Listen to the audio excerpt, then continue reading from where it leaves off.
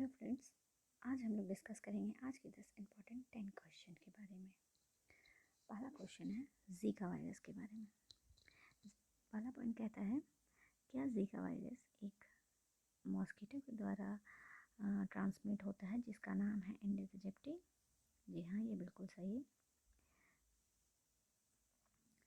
Second point कह रहा है, प्रेगनेंसी महिला को ये ज़्यादा इन्फेक्ट करता है बिकॉज जो छोटे बेबीज़ होते हैं उनको एक तरह का डिजीज़ होता है जिसका नाम है माइक्रोसिफेली। इसमें क्या होता है कि जो छोटा बच्चा है उसका दिमाग जो है नॉर्मल साइज से काफ़ी छोटा हो जाता है। हाँ, तो ये पॉइंट भी बिल्कुल सही है। थर्ड पॉइंट कहता है, जीका वायरस को वैक्सीनेशन से ट्रीट किया जा सकता है? जी नहीं, ये बिल्कुल गलत है, ये बिल्कुल गलत है। तो हमारा सही आंसर हो जाएगा ऑप्शन 1। अब इसके कुछ इम्पॉर्टेंट पॉइंट्स के बारे में हम देखते हैं। रिसेंटली जीका वायरस जो है रिपोर्ट किया गया था पुणे में, और एंडीज मॉस्किटो से और क्या क्या होता है, तो chikungunya, yellow fever and dengue. First जो आइडेंटिफाई किया गया था जीका वायरस को कहाँ किया गया था, तो ये फर्स्ट आइडेंटिफाई किया गया था युगांडा में 1947, जो कि एक मंकी में किया गया था। लेकिन ये ह्यूमंस में कहाँ कब किया गया था, 1952 में। इन्फेक्टेड पर्सन से भी Andes mosquito and infected person इसके अलावा एंडीज मॉस्किटो से, यानी कि दोनों से ये स्प्रेड हो सकता है। क्या इसका कोई ट्रीटमेंट या वैक्सीनेशन है? नहीं, इसका कोई ट्रीटमेंट या वैक्सीनेशन नहीं है। तो ये डील कैसे होता है? इसको डील किया जाता है सिर्फ सिम्टम के बेसिस पे, डैट इज़ जो भी सिम्टम हो उसकी बेसिस पे हम मेडिसिन रिकमेंड करते हैं। हमारा सेकंड क्वेश्चन कहता है, यूनियन मिनिस्टर ने एक नया रिपोर्ट जारी किया है लियोपार्ड के लिए 2018 के डेटा के बेसिस पे। फर्स्ट पॉइंट कहता है, इंडिया का ऑफिशियल लियोपार्ड जो काउंट किया गया है वो इंक्रीज हुआ है 30%। जी नहीं, ये 63% से इंक्रीज हुआ है। सेकेंड पॉइंट कह रहा है कि मध्य प्रदेश में 3000 के अप्रोक्स लियोपार्ड का नंबर है, कर्नाटका में 1700 के अप्रोक्स एंड महाराष्ट्र में 1600। ये पॉइंट बिल्कुल सही है, तो हमारा करेक्ट आंसर होगा ऑप्शन ए। कुछ इंपॉर्टेंट पॉइंट के बारे में देखते हैं। जैसा कि हमने देखा लेपार्ड का काउंट कितना परसेंट इंक्रीज किया, 63%। 2018 में कितने लेपार्ड थे, अराउंड 12,000 एंड 2014 में अराउंड 7,000। लेपार्ड के कुछ इंपॉर्टेंट पॉइंट्स के बारे में जानते हैं। साइंटिफिक नेम क्या है लेपार्ड का, पैंथेरा पार्डस, पैंथेरा पार्डस। इसको वाइल्डलाइफ एक्ट 1972 के शेड्यूल 1 में लिस्ट किया गया है और सिटीज़ के अपेंडिक्स 1 में इंक्लूड किया है। Means Indian wild life protection act 1972 को, ठीक है, शेड्यूल 1 में और साइटीज़ के अपेंडिक्स 1 में ये एक IUCN रेड लिस्ट में इसे वर्नरेबल का दर्जा दिया गया है। सिमिलरली जो 9 स्पीसीज मेनली लियोपार्ड के पाए जाते हैं अक्रॉस अफ्रीका एंड एशिया।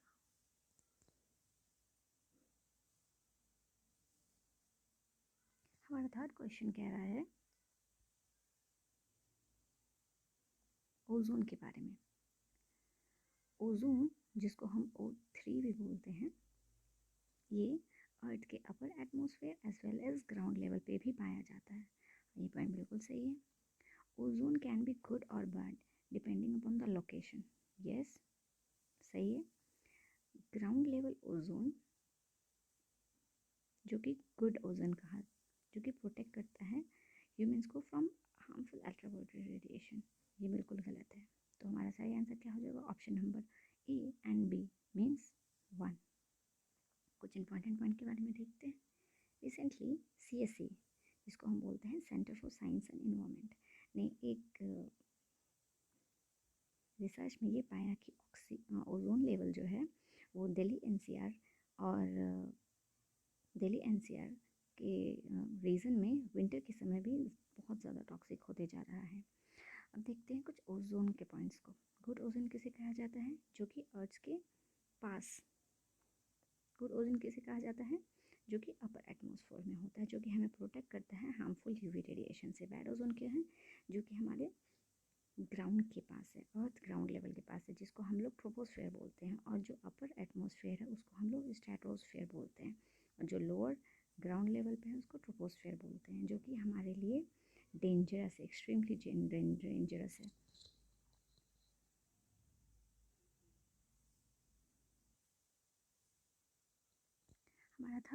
हमारा फोर्थ क्वेश्चन है, कौन सा इंडिया का स्टेट है जिसने first earthquake early warning system, जिसको EEW मोबाइल ऐप लॉन्च किया गया है, जो कि हमें डिटेक्ट करवाएगा अर्थक्वेक को पहले ही। तो कौन से स्टेट के द्वारा किया गया है? तो ये उत्तराखंड द्वारा किया गया है। कुछ इंपॉर्टेंट पॉइंट्स के बारे में देखते हैं। IIT रुड़की द्वारा ये ऐप को लॉन्च किया गया है, अर्थक्वेक अर्ली वार्निंग सिस्टम, जिसका नाम है उत्तराखंड भूकंप अलर्ट ऐप। ये इंडिया का पहला ऐसा अर्थक्वेक ऐप है जो कि अर्ली वार्निंग बताएगा। लॉन्च किसके द्वारा किया गया है? उत्तराखंड के CM त्रिवेंद्र सिंह रावत। और स्पॉन्सर किसने किया है? Uttarakhand state disaster management authority.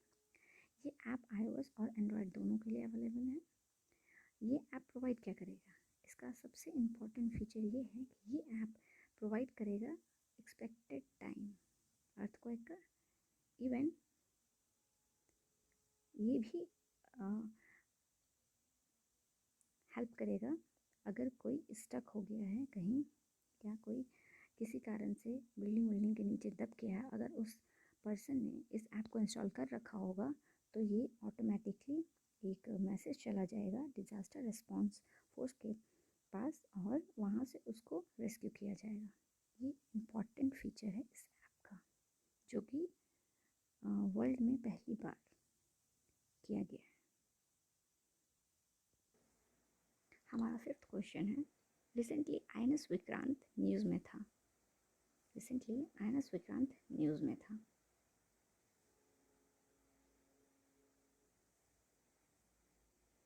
तो ये न्यूज़ में क्यों था? फर्स्ट पॉइंट कहता है, ये इंडिया का पहला एयरक्राफ्ट कैरियर है जो कि इंडिया द्वारा ही बनाया गया है। हाँ, ये बिल्कुल सही है, जो कि नेवी के कैपेबिलिटी को इन्हांस करता है। सेकेंड पॉइंट कहता है, with INS Vikrant India join N alert list of group just 12 country. नहीं, ये बिल्कुल गलत है।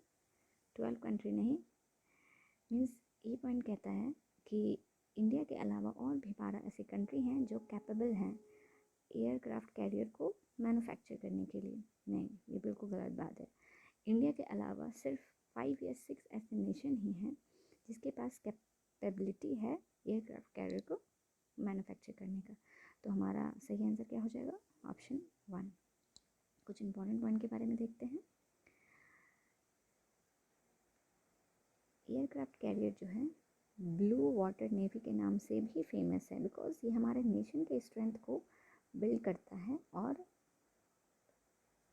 Across high C means power दिखाता है सी के अराउंड। हमने पहले ही देखा कि only 5 in 6 nation which has capability of manufacturing this aircraft carrier.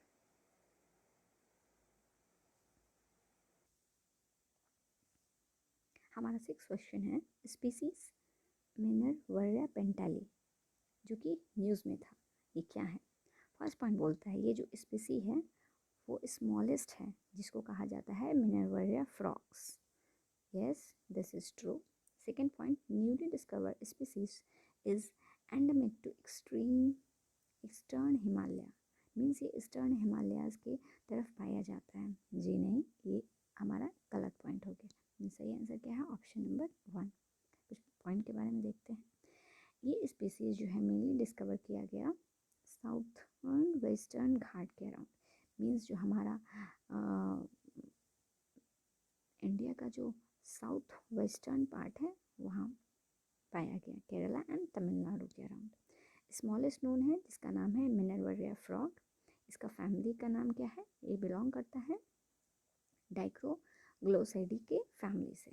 ये स्पीसीज़ का नाम एक प्रोफेसर के नाम पे रखा गया जिनका नाम है दीपक पेंटल। इनके बेसिस पे, इनके नाम के बेसिस पे ही मिनर्वेरिया पेंटालिका स्पीसीज़ का नाम रखा गया।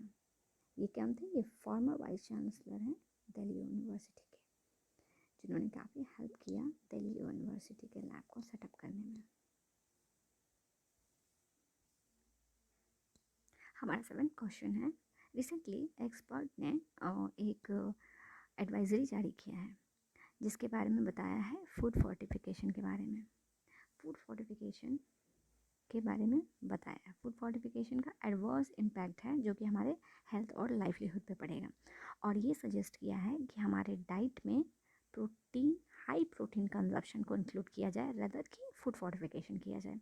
ये असर्शन है।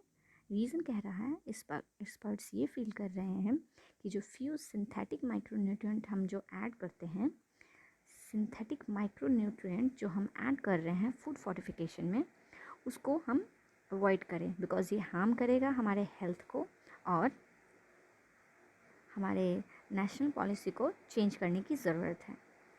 तो हमारा सही आंसर हो जाएगा option B, A is correct, and option B is नहीं, ऑप्शन हमारा सही आंसर हो जाएगा ऑप्शन, तो इसका सही आंसर हो जाएगा option A. A is correct and R is an appropriate explanation of A. कुछ इंपॉर्टेंट पॉइंट के बारे में देखते हैं। माइक्रो न्यूट्रिएंट को ऐड करने से क्या हो सकता है? एक्स्ट्रा न्यूट्रिएंट मिलेगा जो कि मिनरल्स और विटामिन के फॉर्म में डाला जाता है उस फूड में, ताकि हम जो अंडर न्यूट्रिशन प्रॉब्लम है इंडिया में उसको अवॉइड कर सकें। बट इसका एक एडवर्स इम्पैक्ट होगा, तो इसीलिए इस चीज़ को रोकने के लिए बोला गया है। कुछ फूड देख लेते हैं जिसमें फोर्टिफाइड फूड, जिसमें ये माइक्रोन्यूट्रिएंट प्रोडक्ट्स को डाला जाता है। For example cereal based products, milk, tea, other beverages and infant formulas. Recently, food safety and standard authority of India ने भी बताया और वार्न किया कि एडवर्स इम्पैक्ट हो सकता है फूड फोर्टिफिकेशन का हेल्थ और लाइवलीहुड पे। हमारा 8th क्वेश्चन है, कौन से स्टेट असेंबली ने एक बिल पास किया है जो कि भूमिपुत्र के नाम से फेमस है? भूमिपुत्र means son of soil.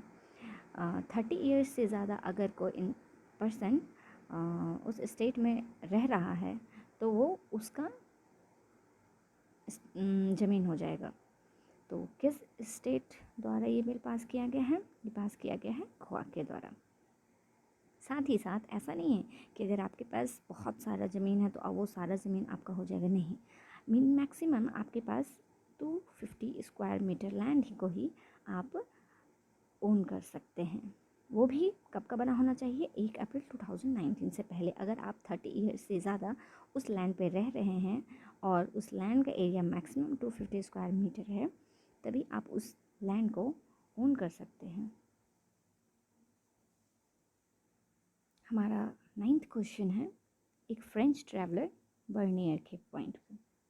First point कहता है, बर्नियर जो है उन्होंने ये कहा था कि जो हमारा यूरोपियन लैंग्वेज है वो संस्कृत से बनाया गया है, और inter translate of text means European language जो है संस्कृत से बनाया गया है।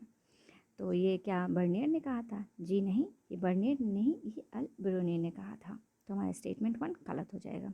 स्टेटमेंट 2 खोलता है, he denounce the system of crown ownership of land. Yes, ये जो ओनरशिप ऑफ लैंड है ये किसके द्वारा कहा गया था? ये बर्नियर के द्वारा ही कहा गया था कि लैंड का जो ओनरशिप है वो लैंड का ओनरशिप बर्नियर के द्वारा ही कहा गया था। क्राउन ओनरशिप मीन्स जो प्रिंस रहेगा, जो क्राउन रहेगा उस पर्टिकुलर लोकेशन का, वही उसको ओन करेगा, ना कि कोई फार्मर ओन करेगा। थर्ड स्टेटमेंट कहता है, he was associated with Mughal court as economic and social adviser. नहीं, बिल्कुल नहीं।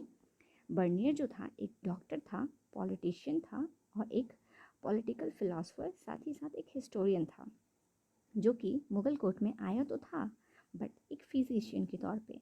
किसको देखने के लिए? जो शाहजहां थे उसके बेटे दारा शिकोह को देखने के लिए फिजिशियन के तौर पे आए थे मुगल कोर्ट में।